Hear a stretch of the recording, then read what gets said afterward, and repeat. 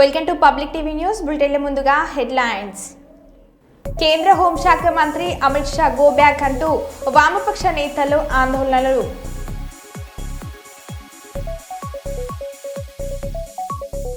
స్వచ్ఛ శ్రీశైలం కార్యక్రమాలలో భాగంగా ఈరోజు ప్రత్యేక పారిశుద్ధ కార్యక్రమం నిర్వహించబడింది.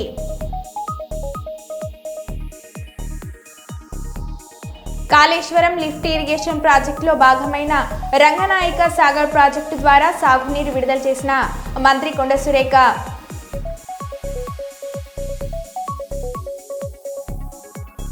ఆరోగ్యశ్రీ నిధులను విడుదల చేయాలి, Telangana network hospital association demands.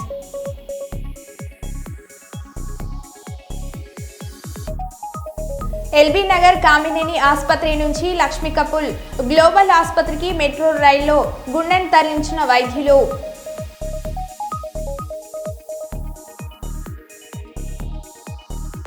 హన్మకొండలో లలిత జ్యువెలర్స్ 57వ బ్రాంచ్ను ప్రారంభించిన MLA Nayani Rajender Reddy, Warangal MP Kadiyam Kavya.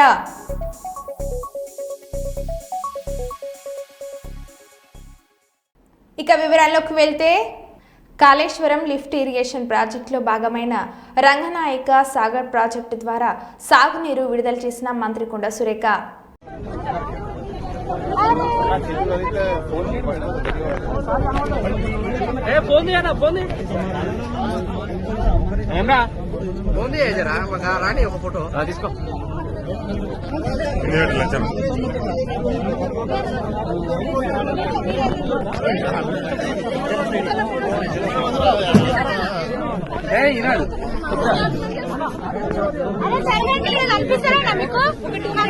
Madam ఆగండి మేడం, మేము ఎంత మీడియా వాళ్ళే, మేము మమ్మల్ని నూకేస్తున్నారు. మేము ఎట్లా తీసుకుంటాం? ఎటు జరగమంటారు? ఎక్కడ తీసుకోమంటారు మేడం? మీరు నూకేస్తున్నారు కదా, తెలియదు కదా మేడం, చెప్తున్నాం కదా మేడం. మేము నూకేస్తున్నాం, మొత్తము నూకేస్తున్నాం అంటున్నా. మరి మేము ఇటు వచ్చినాం కదా మేడం, ఫోటో తీసుకుంటారు. ఆర్గ్యుమెంట్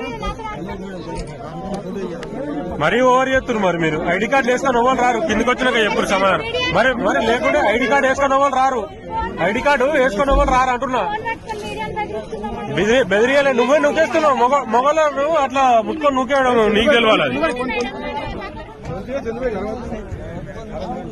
ఐడి కార్డు వేసుకొని రావన్నట్టు. రేపటి నుంచి మీరు ఈ ఐడి కార్డు ప్రోగ్రామ్ పెడితే వేసుకు అలా ఉంటేనే రమ్మను, లేకుండా మేము కూడా చెప్తాం వాళ్ళకు.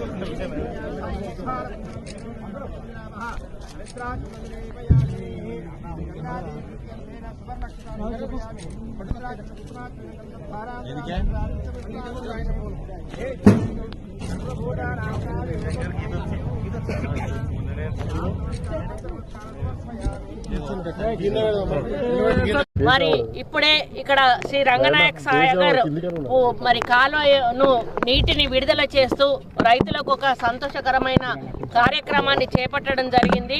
మరి ఇది ఈ సాగర్ సామర్థ్యం 3 TMCలు, ప్రస్తుతం ఉన్న నీటి నిల్వ 2.44 TMCలు, ప్యాకేజీ నెంబర్ వచ్చేసి 11, ఎడమ కాలువ పొడవు వచ్చేసి 21.72 కిలోమీటర్లు, ఆయకట్టు 70,000 ఎకరాలు, కాలువ సామర్థ్యం వచ్చేసి 512 క్యూసెక్స్, కుడి కాలువ పొడవు వచ్చేసి 23.85 కిలోమీటర్లు, ఆయకట్టు వచ్చేసి 40,000 ఎకరాలు, కాలువ సామర్థ్యం వచ్చేసి 3.9 క్యూసెక్లు. ప్రస్తుతం ఎడమ కాలువ ద్వారా నేను నీటిని విడుదల చేయడం జరిగింది. ప్రయోజనం పొందే జిల్లాలు సిద్దిపేట మరియు రాజన్న సిరిసిల్ల జిల్లాలు. దీని పరిధిలో పూర్తి ఆయకట్టు 1,10,000 ఎకరాలకు ఆయకట్టు అసలు రావాలి. ప్రస్తుతం 42,000 ఎకరాల ఆయకట్టుకు మాత్రం నీరు అందుతుంది. ప్రయోజనం పొందే నియోజకవర్గాలు ఏవైతే ఉన్నాయో సిద్దిపేట, రాజన్న సిరిసిల్ల, హుస్నాబాదు, మానకొండూరు, జనగాము 10 మండలాలు, 84 గ్రామాలు ఈ నీటి వల్ల లబ్ధి పొందుతూ ఉన్నాయి. ఈ నీటి విడుదలతో 166 చెక్ డ్యాములు కూడా నింపబడతాయి. ఇంకా కొంత పని జరిగితే అనుకున్న లక్ష్యాన్ని సాధించే అవకాశం ఉంటుంది. కాబట్టి మా ప్రభుత్వము పూర్తి స్థాయిలో ఈ యొక్క ప్రాజెక్టును పూర్తి చేసి ఏదైతే టార్గెటెడ్ మన సప్లై వాటర్ ఉందో అంతవరకు కూడా తీసుకెళ్ళి 100% రైతులకు 1,10,000 ఒకటి ఏదో టార్గెట్ ఉంది.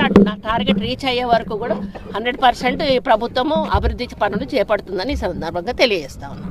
రైతులకు కూడా కంగ్రాట్స్.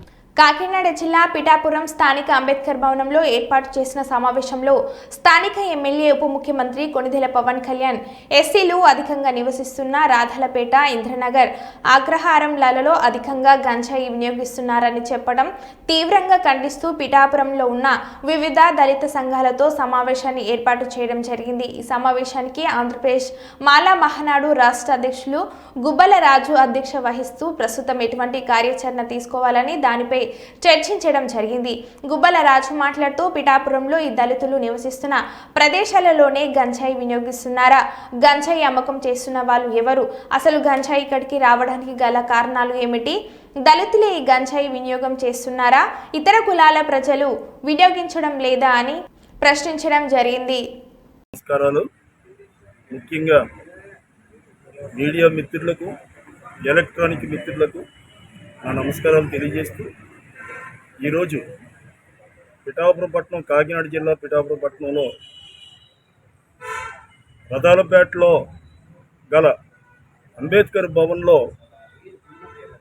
ఈరోజు దళిత సంఘాల సమైక్య ఆధ్వర్యంలో ఇటీవల కాలంలో పవన్ కళ్యాణ్ గారు పిఠాపురం పర్యటించినప్పుడు దళితుల మీద చేసిన వ్యాఖ్యల మీద ఈరోజు అత్యవసర సమావేశాన్ని ఏర్పాటు చేయడం జరిగింది.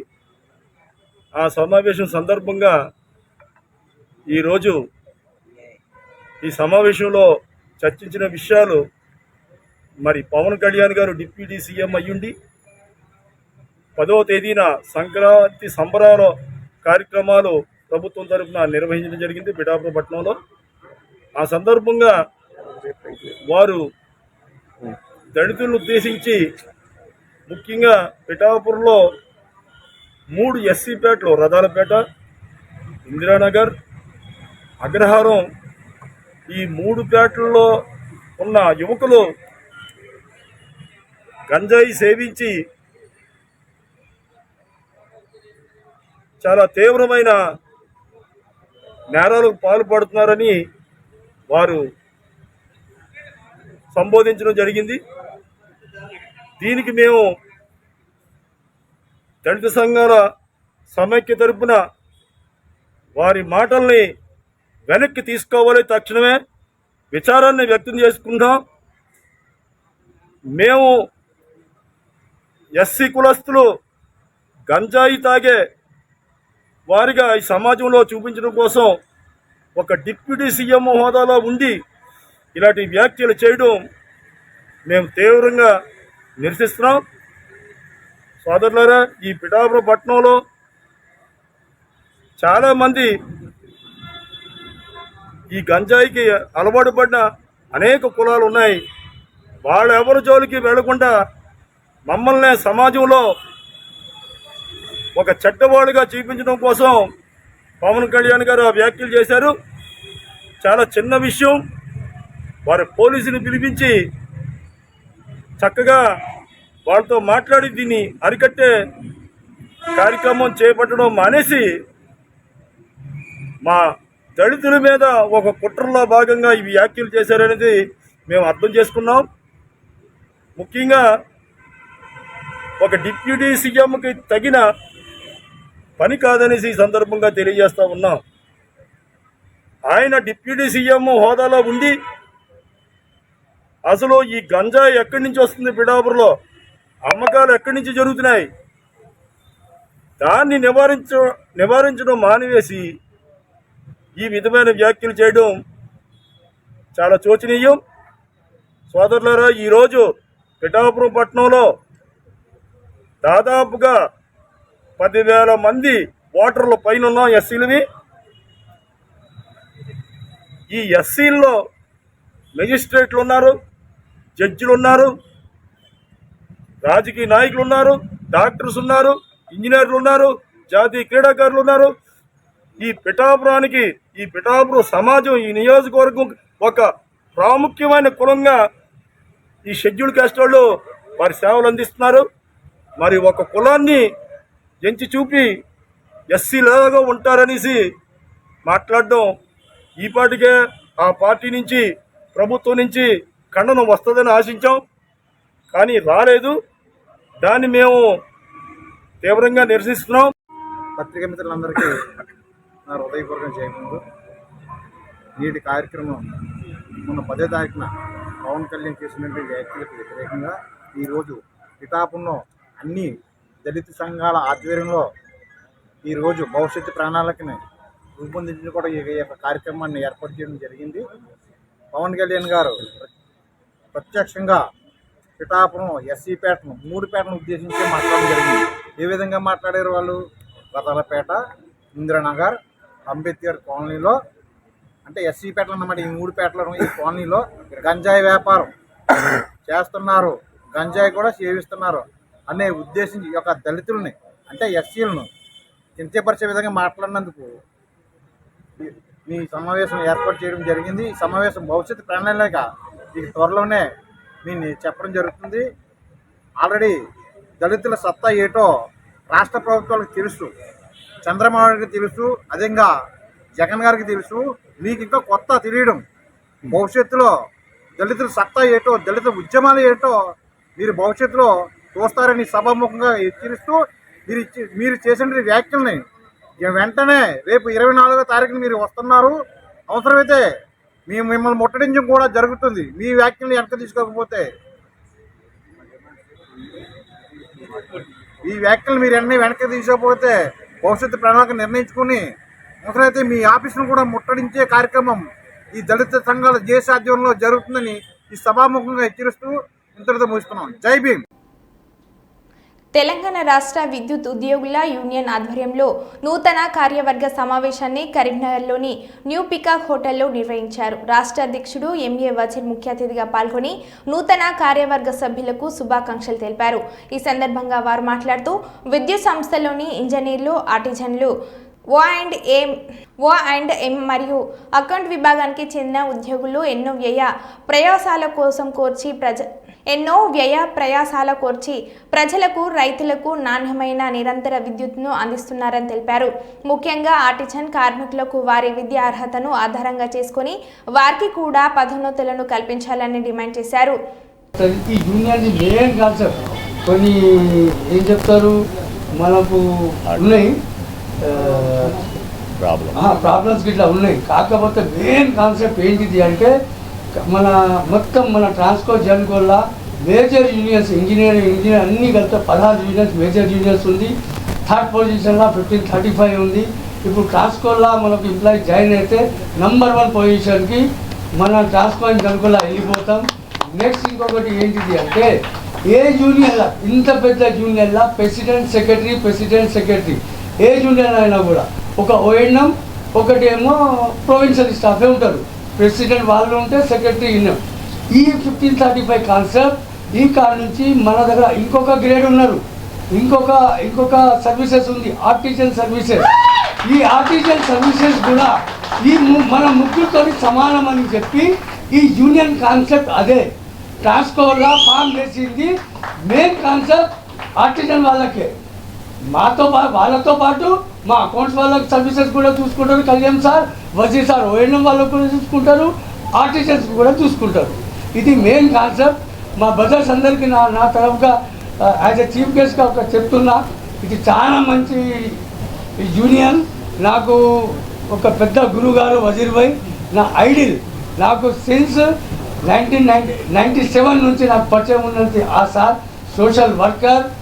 ఇక ఆ సార్ బయోగ్రఫీ, ఈ సార్ బయోగ్రఫీ చూసుకొని ముందుకు వెళ్ళి వీళ్ళు స్పీచెస్లో ఏం చెప్తారు, మనం చెప్పిన కాన్సెప్ట్ ఈసోటి కాన్సెప్ట్ ఇంకొక యూనియన్లో ఉంటే ఏది అంటే అది నాకు ఛాలెంజ్ చేసేదానికి రెడీ ఉన్నాం.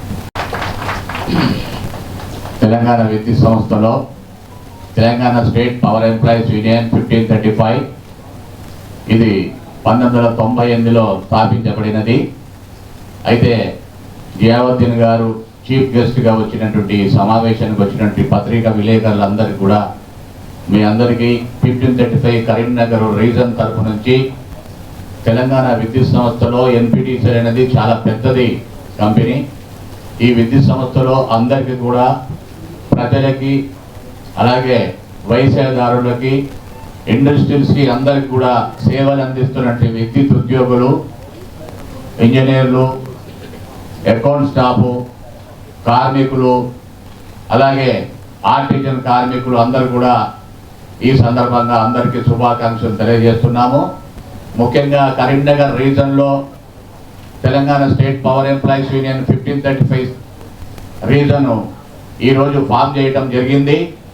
దానికి ముఖ్య అతిథిగా మన ట్రాన్స్కో నుంచి కళ్యాణ్ శ్రీనివాస్ రెడ్డి గారు, అలాగే 1535 యూనియన్ తరఫుని సెక్రటరీ గారు రాధాకృష్ణ గారు, అలాగే ఎన్పిటిసిఎల్ నుంచి మూర్తి గారు, ముడిగ సీను గారు, ఈ సమావేశానికి వచ్చినటువంటి రాము గారు జన్కో నుంచి, కుమారస్వామి గారు, అలాగే ఎస్పీటీసీఎల్ నుంచి ప్రమోద్ గారు, శ్రీనివాస్ గారు, ఈ సమావేశానికి వచ్చినటువంటి 4 కంపెనీల నుంచి నా అధ్యక్ష కార్యదర్శులు ఈ సమావేశానికి వచ్చారు.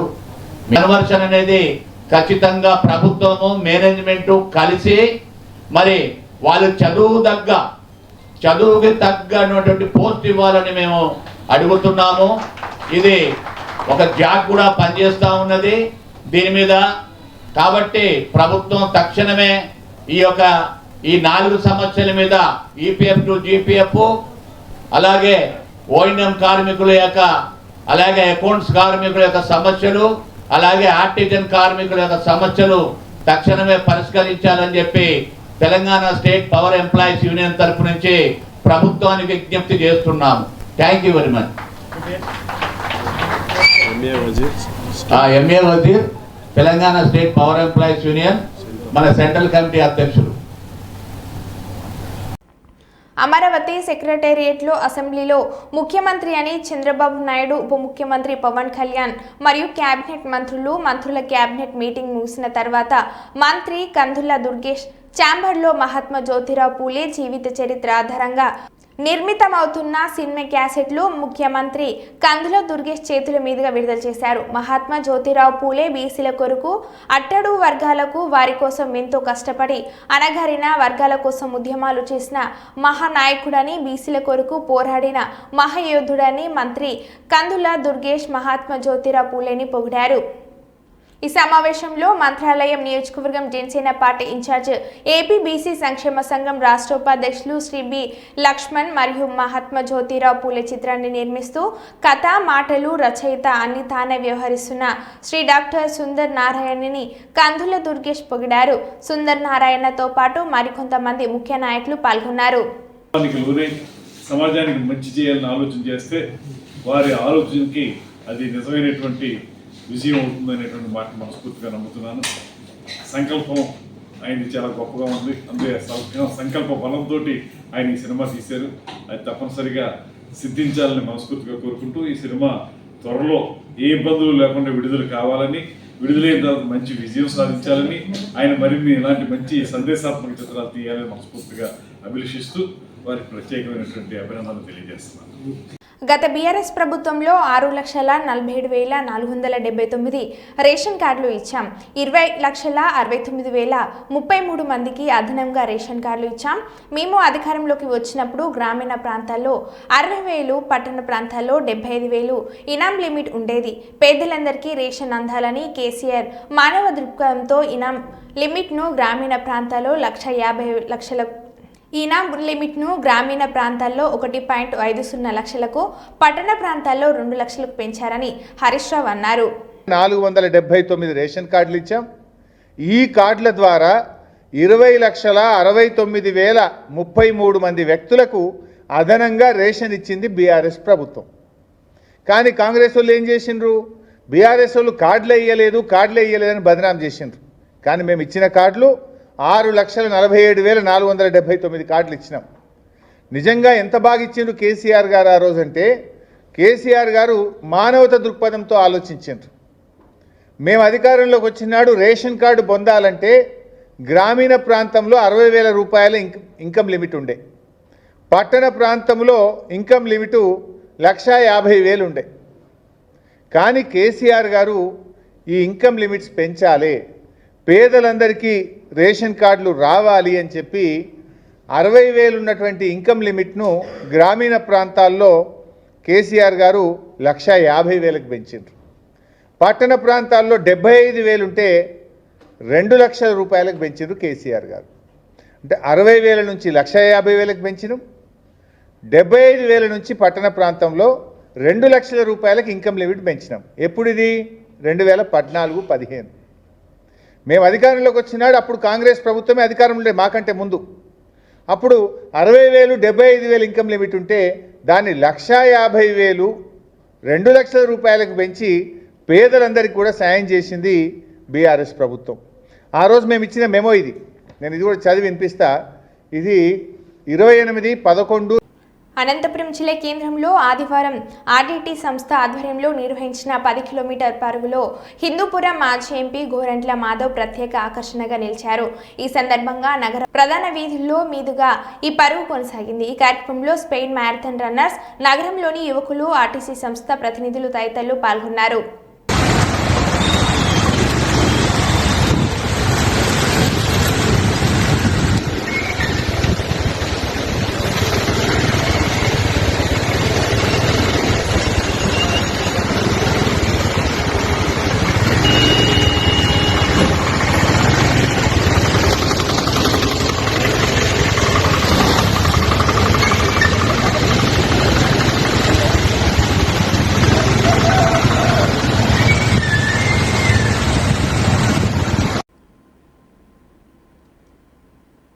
నంద్యాల జిల్లా ఆవుకు రిజర్వాయర్ నిండుకుండల 4 టీఎంసీలు నీరు నిల్వతో కలకలలాడుతున్న రిజర్వాయర్ కబ్జా కొర్రలు చిక్కుకొని విలువలలాడుతున్న వాటిపైన స్పందించిన అధికారులు ఆవుకు రిజర్వాయర్కు బనగానపల్లె తాడిపత్రి రహదారి ఆనుకుని మెయిన్ రోడ్ వెంట ఖాళీ స్థలం ఉండటంతో ఇదే అనువుగా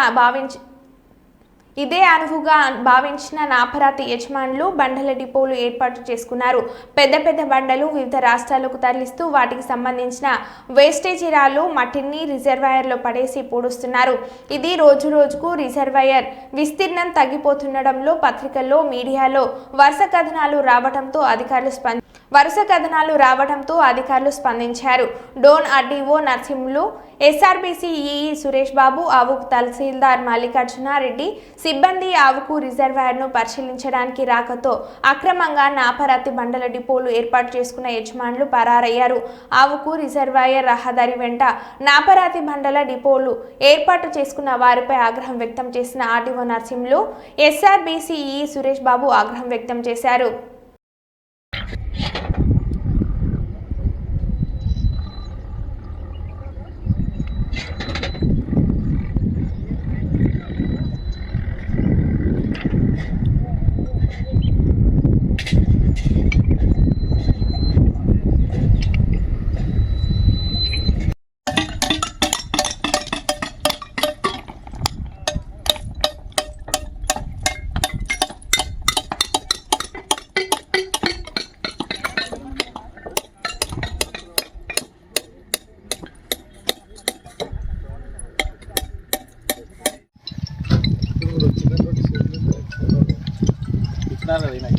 ఈయన తీసుకోలేదు సార్ నోటీస్. అయితే నేను కాల్ చేసింటే అక్కడున్న ఇక్కడ చెప్పినాను చెప్పాను. అయితే నెక్స్ట్ డే నేను వచ్చి నేనే తీసుకుంటాను అన్నారు సార్.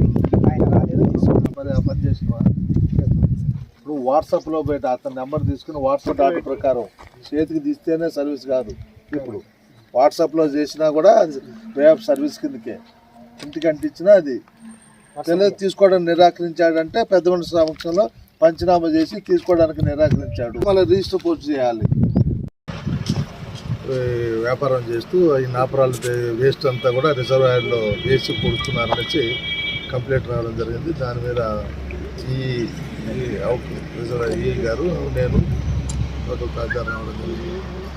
మీ సంవత్సరాన్ని చూడడం జరిగింది. వీళ్ళందరూ కూడా నోటీసులు ఇవ్వడం జరిగింది. ఒక్కరో ఇద్దరికి సర్వ్ కాలేదు తెలిసింది. వారికి కూడా ఇచ్చిన తర్వాత సర్వే నెంబర్ వైజ్గా ఈ గారు తహసీల్దార్ కంప్లైంట్ ఇస్తే తహసీల్దారు దాని మీద పోలీసులు కంప్లైంట్ ఇచ్చి యాక్షన్ తీసుకున్నారు. ఈరోజు ల్యాండ్ అయితే వాక్ రిజర్వాయర్దే ల్యాండ్. సర్వే నెంబర్ వైజ్గా ఏ పర్సన్ ఏ సర్వే నెంబర్ చేస్తున్నారో రెవెన్యూ వాళ్ళు ఇస్తారు, చెప్తారు. 15 మెంబర్స్. ఎంతవరకు ఏముందని ఒకసారి రెవెన్యూ అథారిటీని కన్సల్ట్ అయ్యాము. వాళ్ళంతా ఒకసారి ఇన్స్పెక్ట్ చేసేసి ఎందుకంటే title of the land they are the custodians కాబట్టి వాళ్ళ ద్వారా మేము చేస్తున్నాము. వాళ్ళు కొంత నోటీసులు ఇచ్చారు. యాజ్ పర్ దట్ నోటీసెస్ మేము నేను ఆర్డీఓ గారు ఇన్స్పెక్ట్ చేసాము. దీని ప్రకారం ఆ సర్వే నెంబర్లు వాటి మా పొసెషన్ అన్నీ అబ్జర్వ్ చేసుకొని ఒకసారి మేము ఎంఆర్ఓ గారికి వాళ్ళ మీద యాక్షన్ తీసుకోమని చెప్పని. సింగపూర్ పర్యటనలో ఉన్న ముఖ్యమంత్రి యనమల రేవంత్ రెడ్డి అక్కడ తెలంగాణ కల్చరల్ సొసైటీ ఆధ్వర్యంలో ఈ రోజు నిర్వహించిన మీట్ అండ్ గ్రీట్ కార్యక్రమంలో పాల్గొన్నారు. ముఖ్యమంత్రి వెంట మంత్రి దుద్దిల్ల శ్రీధర్ బాబు, ప్రభుత్వ వ్యవసాయ సలహాదారు ఎమ్మెల్యే పోచారం శ్రీనివాస్ రెడ్డి, ఎమ్మెల్యే కుందూరు జయవీర్, హైదరాబాద్ కాంగ్రెస్ నాయకులు డాక్టర్ రోహిణి రెడ్డి ఉన్నారు. Singapore global Indian international school ఆడిటోరియంలో జరిగిన ఈ కార్యక్రమంలో తెలంగాణ కల్చరల్ సొసైటీ సింగపూర్ అధ్యక్షుడు గడప రమేష్ బాబు, సొసైటీ కార్యవర్గంతో పాటు పెద్ద ఎత్తులో తెలంగాణ ప్రవాసులు పాల్గొన్నారు. మరో బులెటిన్లో మళ్ళీ కలుద్దాం. Stay tune.